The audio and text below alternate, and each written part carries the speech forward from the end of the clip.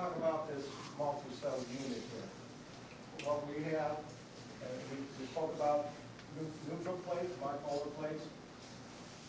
We have, starting out here with a minus. We have 5 bipolars and a plus. 5 more bipolars and another minus. Those are 2 cells. On the other side of the minus, 5 more, obviously down the line. Because of the fact that we're putting 12 volts in here, but we have 4 separate cells that each have a positive and a negative pole. So our voltage maintains the same 2 volts through every gap on this.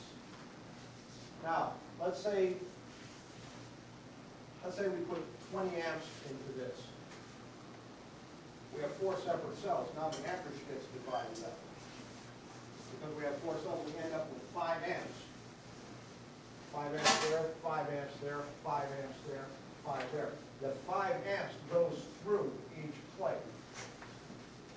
Because each plate is receiving 5 amps, now we can get to this point of current density. We know how big our plates are because we designed them and built them. So we're putting 5 amps to the plate to maintain that half amp current per square inch. We know we have to have a 10 square inch plate. If we have a larger plate than that, well good, then we have headroom. If we have a smaller plate than 10 square inches, and we put 5 amps in, so if we're going to end up with more than the 0.5 per square inch, we're going to start making some more heat. So that's one of the design factors when you sit down and you draw this thing up and you decide what you're going to want to do with it. And in your handout, those couple pages in, where it looks like just a whole bunch of lines, that's what this is. So you can practice designing, experimenting a little bit if you like. We just gave you a couple of them in there to fool around with. Those lines, those are cells. You could say we've lined the packet. I don't even have shame when I say things like that. Yes.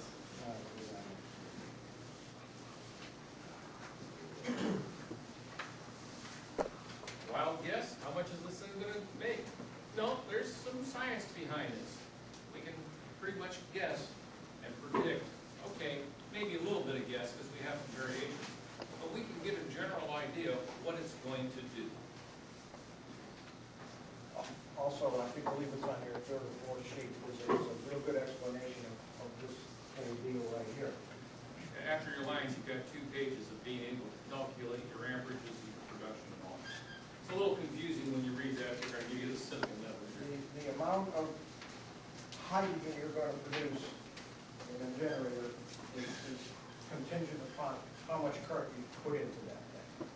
Doesn't matter how big the plates are. If you take and put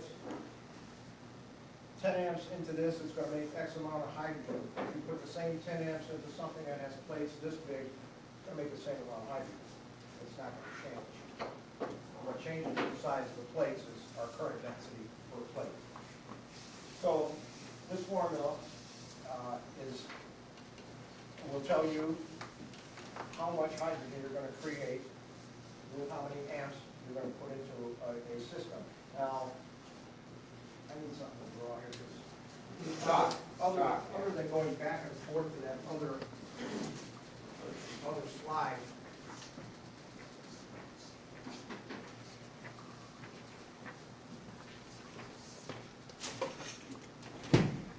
Let's say we put 20 amps into this. We have, well, here we're going to have 20 amps going through the whole thing. I meant to have that 4 amp deal that we had before. We're going to have our 2 volts per gap at 12 volts. What we have to do is each gap in each cell, now we have another cell here, this will receive the same amperage across the board as each cell. We have to take, on this one we're going to put 20 amps into this. We have 5 gaps. We're going to put 100 amps into our formula because 20 amps passes here, through here, through here, through here. We have to add these all up. So we take that number times 100 will give us what this cell will do. Now if we have 2 cells in there, then that ends up being multiplied by 2, because that's what each cell will produce.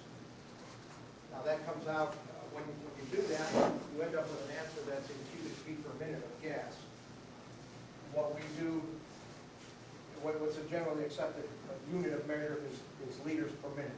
So in order to get that, we multiply our cubic feet per minute times 28.3 gives us our liters per minute. Then we take the same current, put it into the oxygen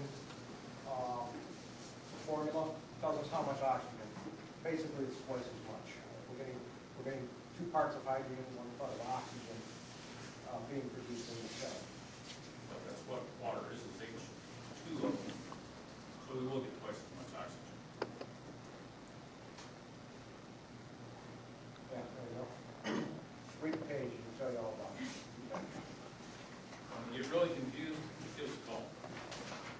But for the sake of time, we're not going to spend a whole lot going through that calculation right now. But you can know that you can calculate it, or you can just measure it. And typically, what they produce is going to be a little less than a calculation because of amperage leaking across the edges of the plates and things like that. That skews it off a little bit. But you've got a general. Design deficiency will lower that number. Now, guys, pure water does not conduct electricity. The stuff in it does. And unless you've got some distilled water, which is almost pure, but not even quite, it's pretty close. But the distilled water you buy is, what, 98, 99%, something like that, 99.5. It's still not completely pure, but it's close. Okay? So, first of all, that's that. Rainwater, tap water, well water doesn't play nice because you don't know what's in it. You have something unpredictable. And if you get water here in Cleveland and you go down to Stowe and get it, it's going to be different. It's not going to be the same water. So we use distilled water so we can be consistent. And then we add our own catalyst so we know how it's going to behave. It's now a predictable solution.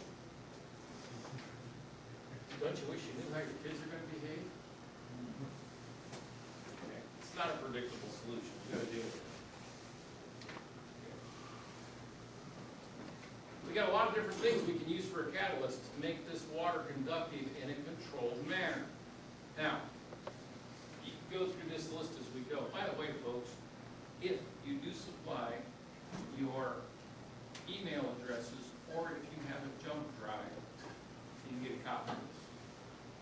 We'll either mail it to you or we'll put it on there. Am I going to burn a lot of disk? Well, I don't have a lot of disk. Remember, I'm cheap.